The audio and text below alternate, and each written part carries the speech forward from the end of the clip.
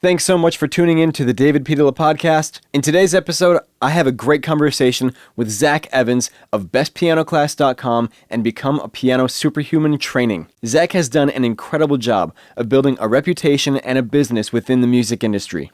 This channel is primarily about turning your home studio into a professional studio. So if you want to take that first step into becoming a true home studio professional, go ahead and download your free vocal tracking cheat sheet down below. Without further delay, let's get to my conversation with Zach Evans. Well, Zach, thanks so much for being on today. So before we get started into the meat of this, can you tell the audience who you are and what you do? Yeah, sure. My name's Zach Evans. Basically, I make a living selling online piano courses. So I have a YouTube channel, and then I have a free piano course, and then that leads to one of the premium courses that you can buy. That's basically how I make a living. Okay, solid. So let's get into the meat of this. So what made you want to pursue online piano lessons and creating an income this way as opposed to any other path you could take in music? Yeah, so I always kind of knew that I wanted to kind of do my own thing, set my own schedule, not have a boss, that kind of thing. And it kind of fell into place. In college, I would upload a video almost every week to YouTube of me just doing cover songs on piano. And, back then the plan was like either A, get famous, or B, get enough YouTube subscribers that I would make, enough money off the YouTube ads that I could make a living that way. But after like 3 or 4 years of doing that, I started to actually like crunch the numbers. And I'm like, man, on YouTube, unless you're getting like millions of views per video, there's no way you're going to make a living off the ads themselves. Yeah.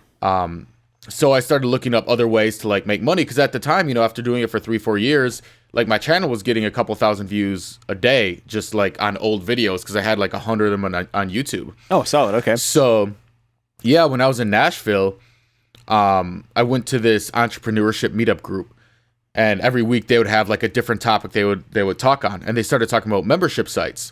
And I was like, whoa, membership site makes perfect sense, where people pay like a monthly membership. Because for piano lessons, people are already used to that. It's already like, okay, every week I go to my teacher and I pay, or every month I go to my teacher and I pay for the lesson. Yeah. So I was like, this makes sense.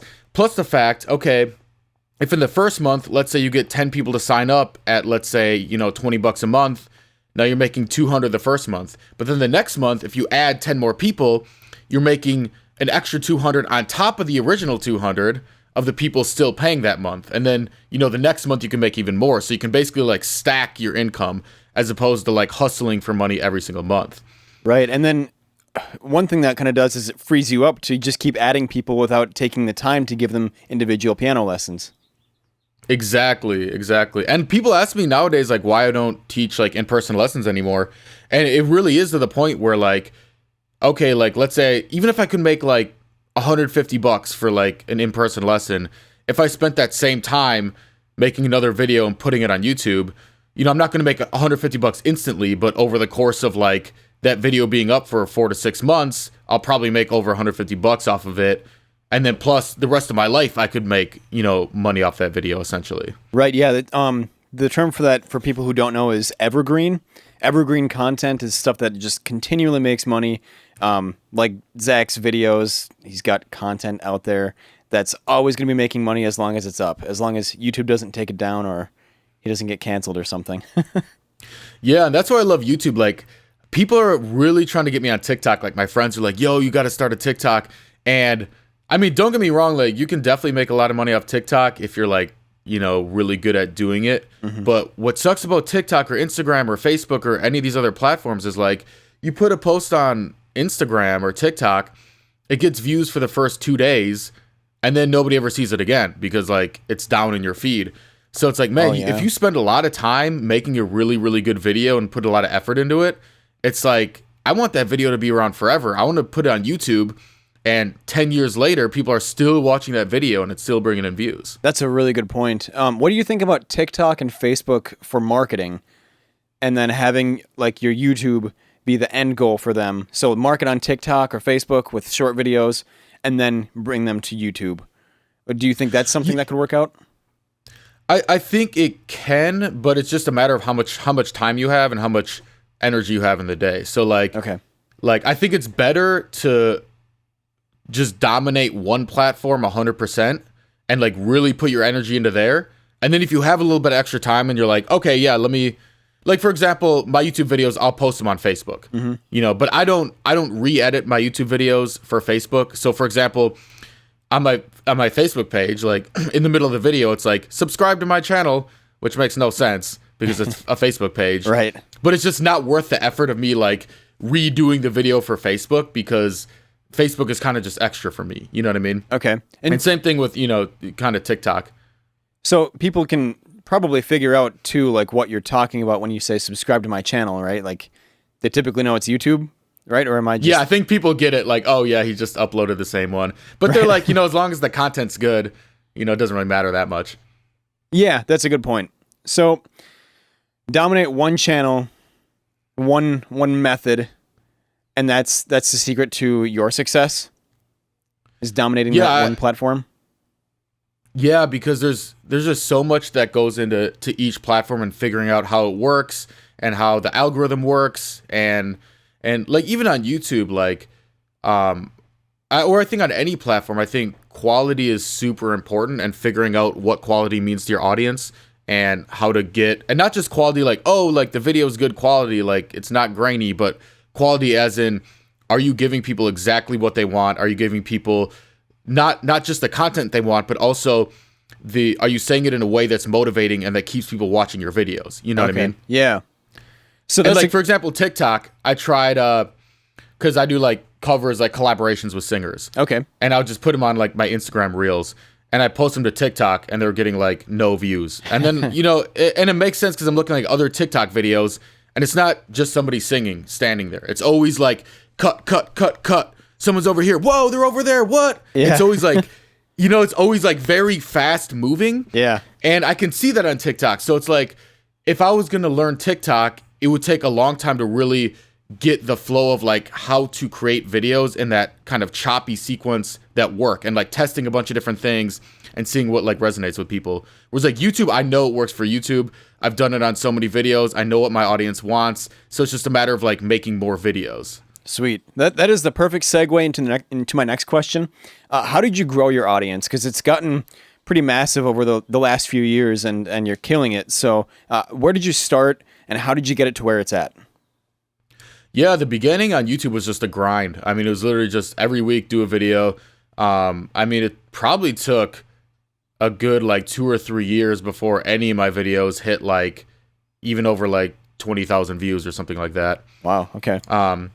And then just slowly but surely, the subscribers started gaining, and you learn along the way. So like, for example, you got to like test different things.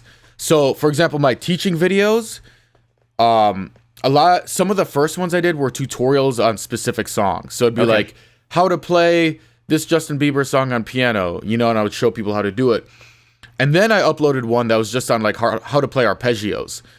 And what I noticed is the ones where I did the Justin Bieber tutorials, it's like when the song's popular, it can get a lot of views, but then, 2 weeks later, the song's not popular anymore, and then it gets no views. Whereas the arpeggio video, like to this day, like 6-7 years later, whatever, it's still getting views. So then I'm like, oh, I need to focus all my attention on teaching more piano concepts and not how to play this exact song. Okay.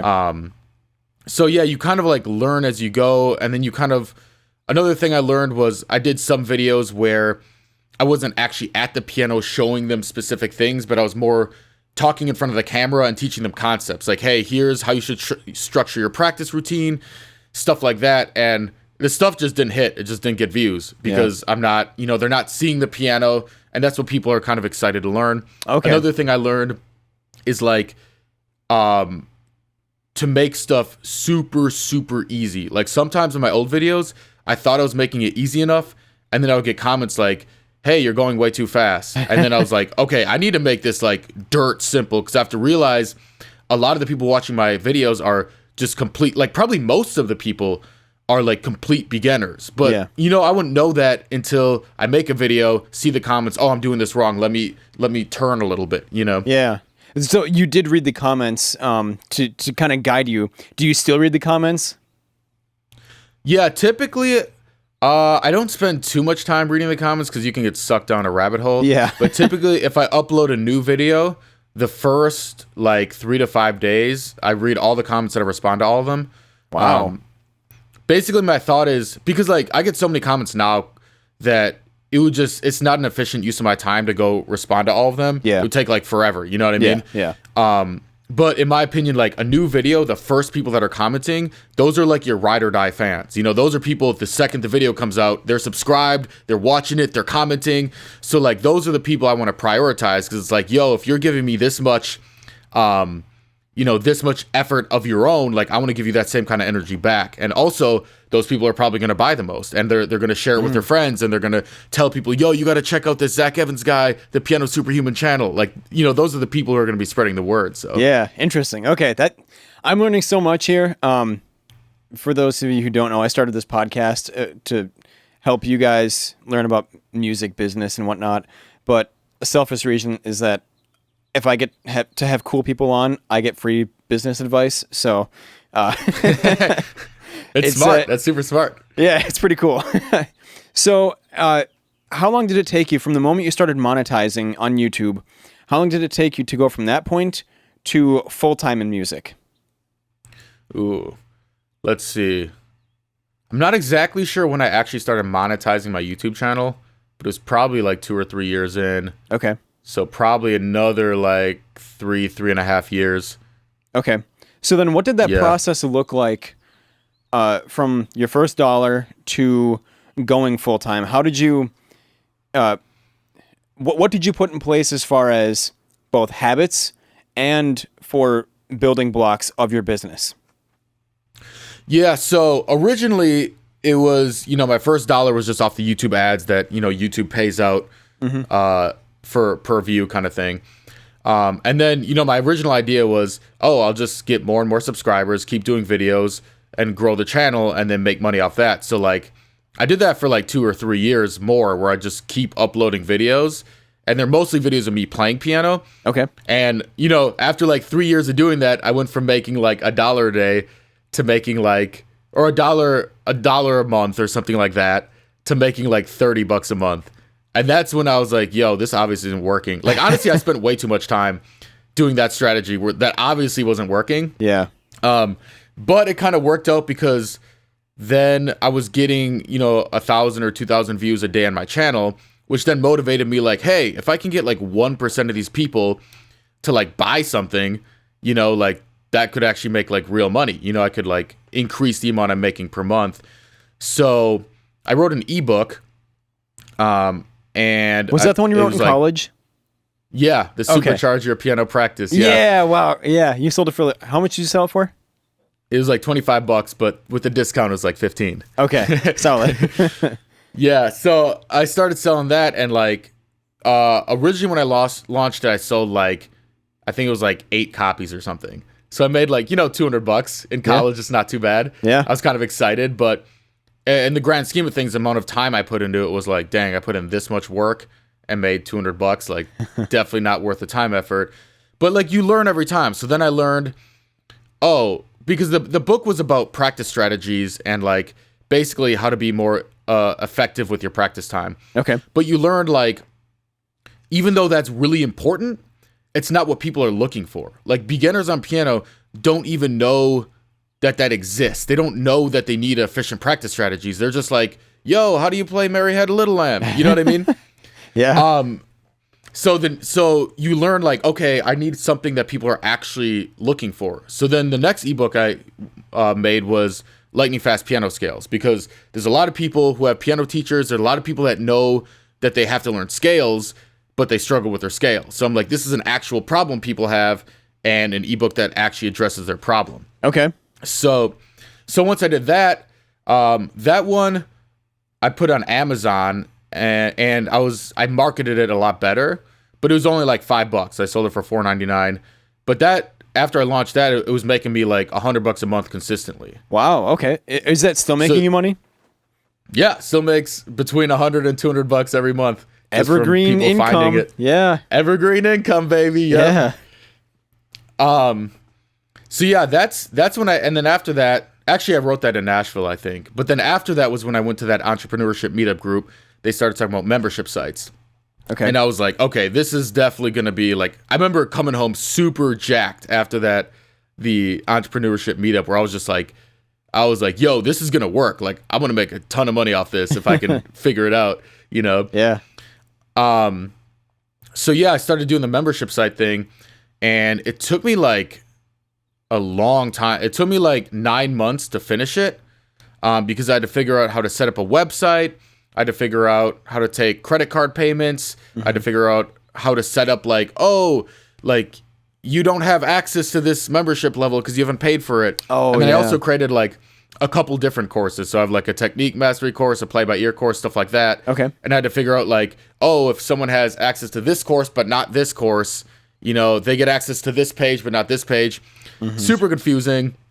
But in the end I had like an actual solid product to sell. Okay, sweet. And yeah, so it took me about 9 months to build, and then about probably a year after that, something like that, before I remember I wanted to make double what I was making in my job, and that's when I hit that point, and I was like, okay, now I can quit my job and do this full time. Okay. So can we go back to the ebook for a second? Yeah, for sure. The second ebook, excuse me, the second ebook you did, what did you do differently for marketing? Like, how did that one make you money as opposed to the first one? So the first one, I basically just put it out there, and I was like, hey guys, this is a cool book. Here's what it covers. The second one, I actually like learned how to do like a sales page and learned how to do, how to write emails that that actually sell to people. So for example, one thing is like you want to cover benefits and not features, right? Okay. So a feature would be like, hey, this book has like 3 exercises that'll help your scales, right? That's like that's like a feature, but the benefit is like, this is going to get your scales smooth and confident, so you feel smooth and confident when you play. Or this is going to increase your finger strength so that you can eliminate that sloppy choppy playing you have and turn it into beautiful confident tone. You know, this is what the pros have. So like there's ways of wording things that get people actually like to buy stuff, as opposed to just saying like, hey, like here's some things that this product has. You know what I mean? Yeah. So one more time for the audience, what was the name of that second ebook in case they want to learn better piano chops for scales and stuff? Lightning fast piano playing? Yeah, lightning fast piano scales. Lightning fast piano scales. That's the book name? Yep. Perfect. Maybe I'll put a link in the show notes so people can check that out. Dope. And that's on Amazon? Yep. It's on Amazon. I think you can get it on my website too, either one. Okay, solid. All right, so then you went to this entrepreneur meeting, and you got the website all set up. Can you tell us what that entrepreneur meeting was about? I've heard about them, but I don't know too much about them. Yeah, it was, I just went to meetup.com, because I was like new to Nashville. I was like, I should like meet friends and stuff. It sounds like a place to meet girls. I mean, you can meet some girl entrepreneurs, you know, in the entrepreneurship meetup group, maybe. There you go. But yeah, basically there's this guy that organized it, and every week you would go and like either him or somebody else would talk about some subject. Like sometimes it's like, affiliate marketing, or they'd have one on like SEO, or they'd have one on, you know, something else. And, you know, one week it was just membership sites, and it just like resonated with me. Okay, solid. So then that took you 9 months to put in place. I got a couple questions here. One, what was the set of habits you had to put in place to make that happen? Like 9 months that's not a short amount of time for building something. You get discouraged, obviously. So what habits did you put in place?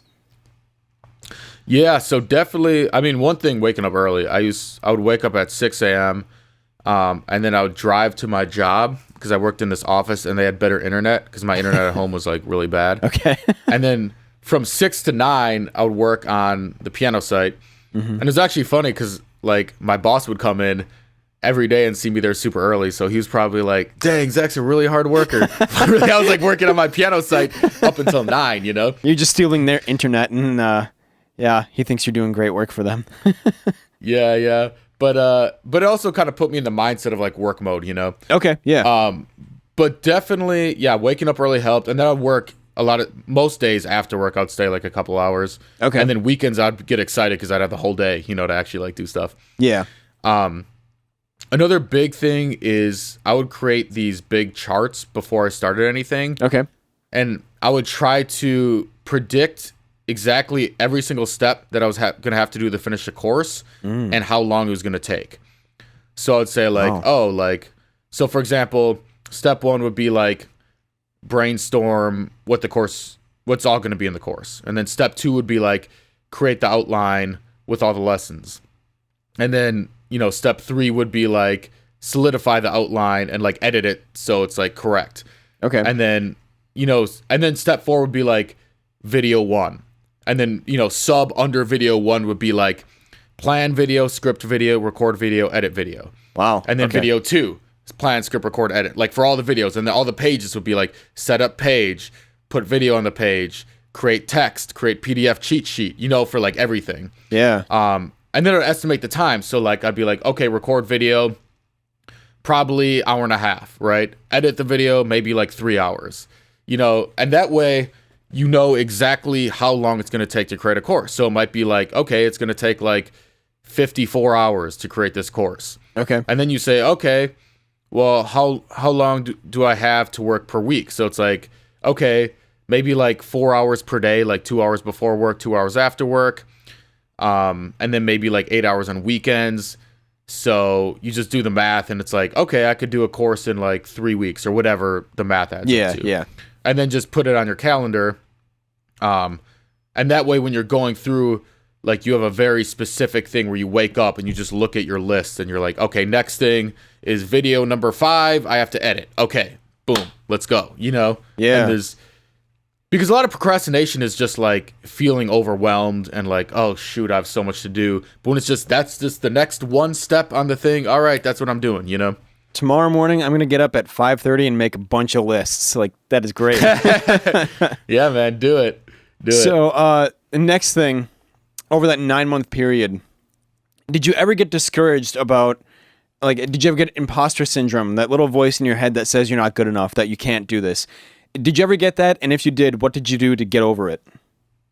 100%. There's definitely, especially like, you know, 4 or 5 months in, it's like, dang, I'm burning myself out creating these courses. And I'm like, what if I create these and then nobody buys them? You know what I mean? Like, what if you do all this work and just nobody wants it, you know? And it's like, that's definitely scary. Yeah. And then on top of that, that's actually the reason I created so many courses off the bat instead of just one course is because I started off creating the technique course. And then like, I was like halfway through that. And then I got the imposter syndrome. I was like, oh, I don't think anybody's going to care about learning technique. Like people want to be able to play like flashy stuff. So then I started creating the Project Captivate course, which is my course that teaches like cool left-hand patterns and flashy runs and fills and stuff like that. Okay. And then midway through that, I'm like, actually, I don't think people really care about this. They just want to play their favorite songs off the radio.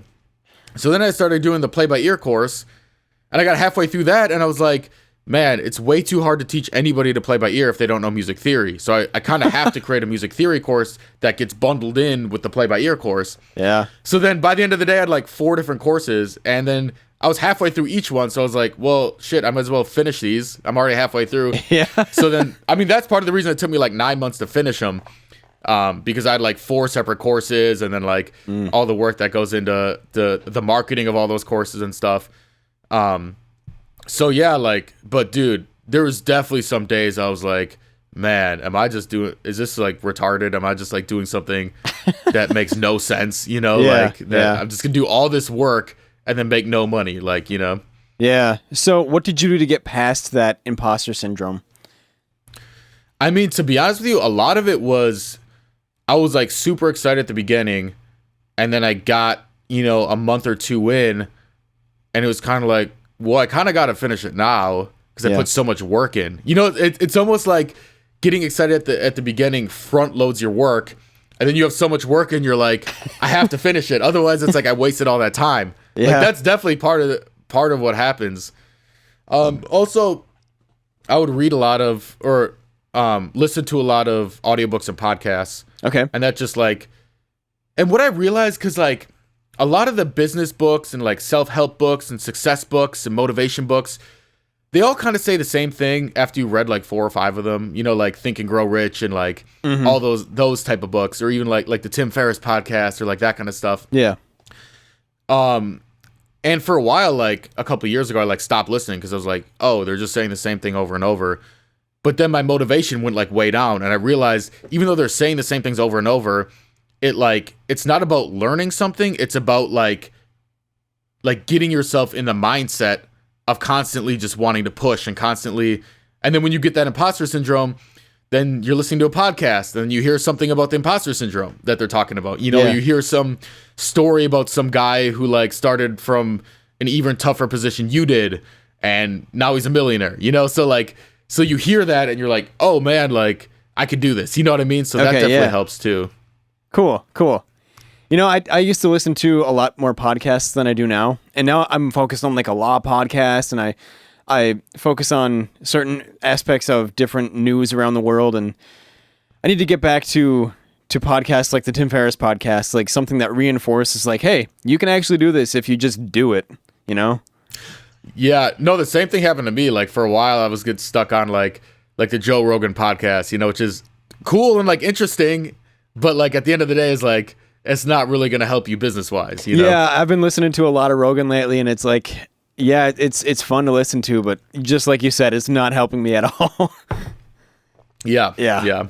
So now that you've built this business, you're crushing it. First of all, do you think it was worth it? All that time put in? Oh, for sure. Yeah. I mean, long term, I think it was for sure worth it. Anything you regret about the process? Yeah, probably just not. Yeah, I guess at the beginning, I spent too much time just pounding my head against the wall, doing the same thing instead of like switching. Like when I was uploading the YouTube videos in college, and I was just doing a video a week for like 3 or 4 years. Like I should have noticed sooner, like, hey, like let's try something else, which is like kind of a dangerous thing to say for like, you know, if people are listening to this and want to start a business, because I think most people probably have the opposite problem where they try something for like a week and they're like, oh, it's not working. And then they try something else and then, you know, all over the place. But like, yeah, for me, I guess, because my dad's a gym teacher. Okay. So he would always like, when I was younger, he hated people who would complain about anything, because like, you know, as a gym teacher, it's like you literally, everybody's always whining about, oh, I don't want to go run. I don't want to do push-ups. Yeah. So like if his kids would complain, he wasn't like, he would cut that out right away. You know what I mean? So like for me, I got a little bit into the, like, it's a good habit to have because it's like discipline, but then I would also get into the mindset of like, oh, I just got to keep pounding out more videos instead of kind of looking at, okay, I've been doing this. Like if you've been doing something for like 6 months and have no traction, it's like, okay, that's enough time to say like, let's try something else and see what happens. Okay. And do you think, let's say someone does do something for like 6 months and they're not getting any traction, do you think they should look into marketing things and keep their products that they have, whether it be like a digital course or some kind of branding or whatever? Like, do you think they should look at different marketing first or try something new completely? Or is it situational? Yeah, I mean, it's definitely situational. I would say on the whole, in my opinion, most people don't focus nearly enough on the sales and the marketing side. Okay. I think at least for online business, copywriting is the most important skill you can have. And copywriting means basically writing in a way that sells.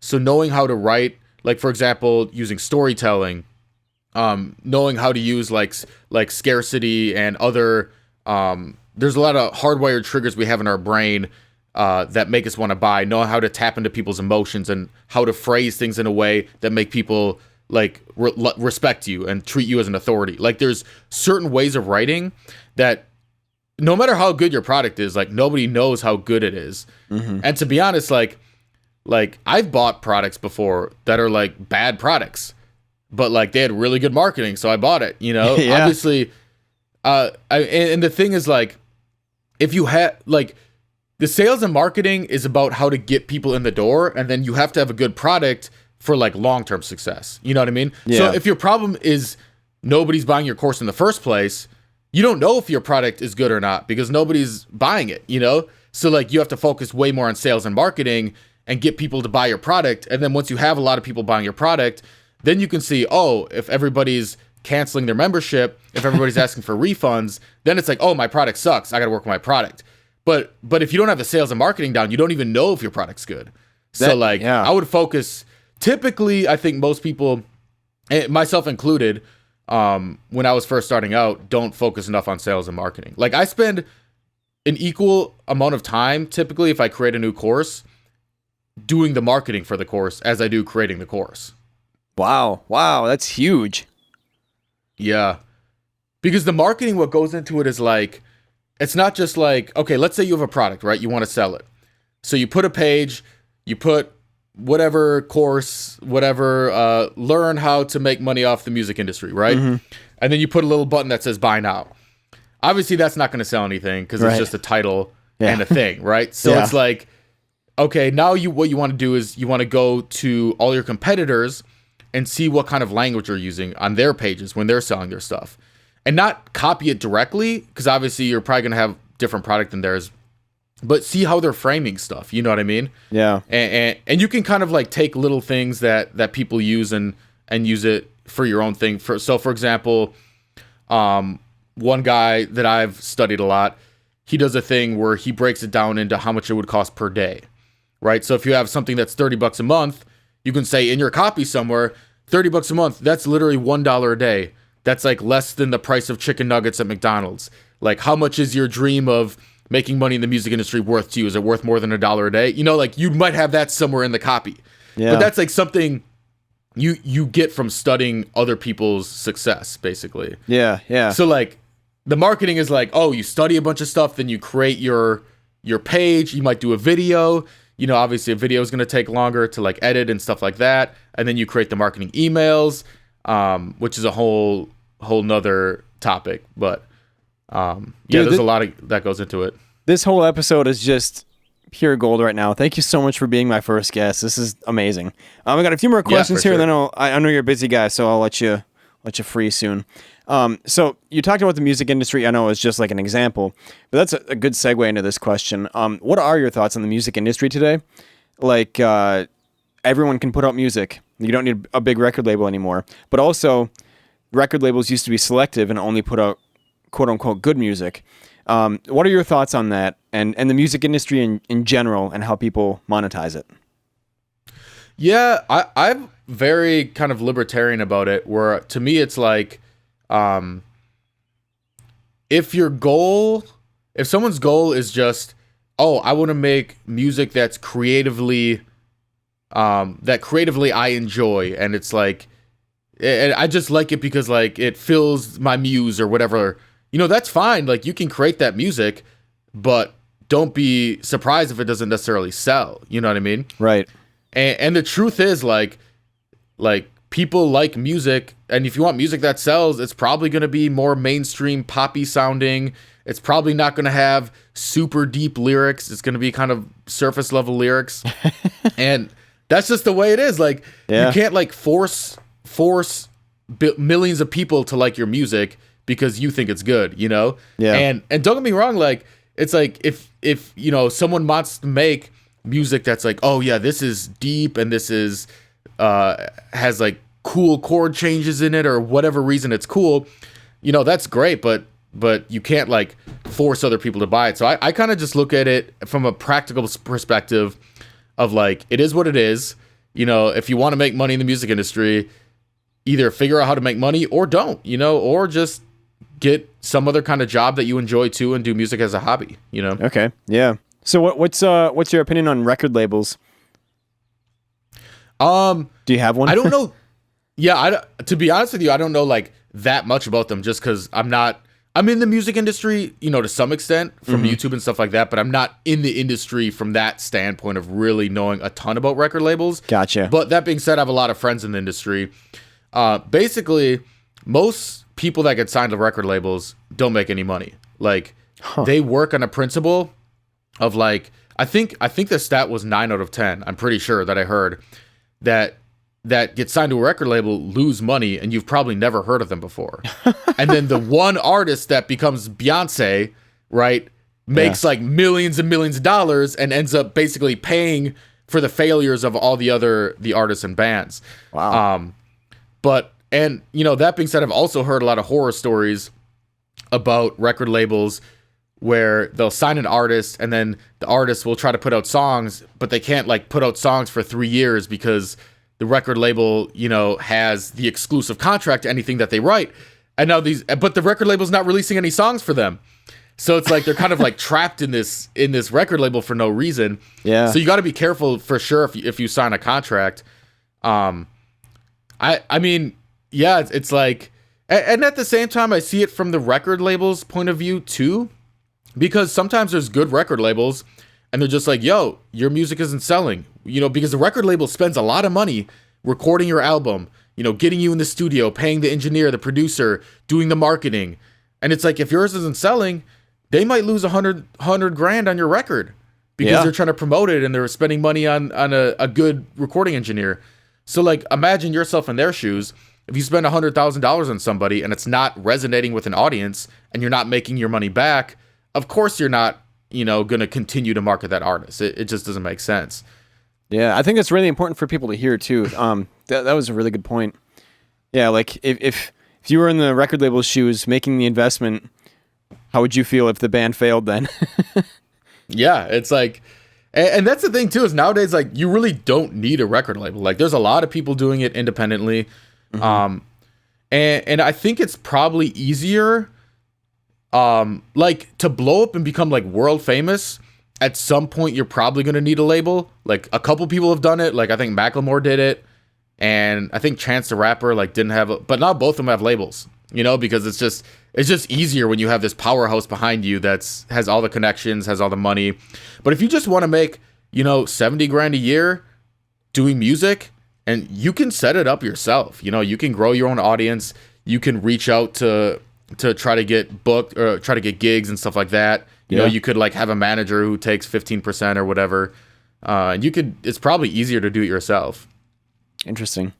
Well, I hope the audience listens to that and lets us know what they think, because I don't know, I'm always curious to see what people think about that. All right, so one last question before we go. What advice would you give to people starting out in the music industry today, whether they want to be in a band or own a studio or start an online membership thing, selling piano classes? Well, let's not compete with them with you, but maybe some online guitar lessons. What advice would you give to people just starting out, don't know where to go for the first step, and are just looking for a sense of direction? Yeah, I think you just got to jump into it, pick something, and just work super hard, and then you just figure out your way. Like, I think most people when they get in start off as one thing and then end up as something else. You know, like Post Malone started out as a heavy metal singer, now he's like a rapper guy. Wait, you know what I mean? Really? Like, yeah, Post Malone used to do like heavy metal, or it was either rock or heavy metal. But well, I need to find this. Yeah, it's crazy. It's crazy. And like, you know, some people come in, you know, like Kanye came in as a producer and then he became a rapper. You know, like a lot of people, and like even me, you know, like originally I was like, I'm going to be a piano player. And then I kind of fell into the whole YouTube piano teaching niche. And I was like, oh, I actually enjoy this. Like, I enjoy teaching, you know, it's fun. And like, I make a lot more money than I would playing, you know, and it gives me the lifestyle I want essentially. And I love it, you know? So like, I think that a lot of people, they're waiting for like the perfect path, but it literally doesn't exist. You know, if you're like a lawyer or a doctor or something, it's like, yep, you go to school, you know, then you go to grad school and then you go to your clinicals or whatever. And then like, you just get a job. It's like, there's a very like laid out path, whereas music is just like, it's like random. It's like, oh yeah, I know this guy because we did a writing session together. And then he was like, yo, you want to join my band? And then you like played keyboard in his band, but his band sucked. But then the drummer in his band like was getting gigs, and then randomly they needed a keyboard player. So then you started getting gigs with his band, and like, that's how it works. Then you end up in some random situation, but it's just like putting yourself out there like constantly. That's cool. Well, thank you so much for doing this. Where can people find out more about Zach Evans and your piano lessons? Yeah, if you just type in Piano Superhuman on YouTube, it'll all pop up. Perfect.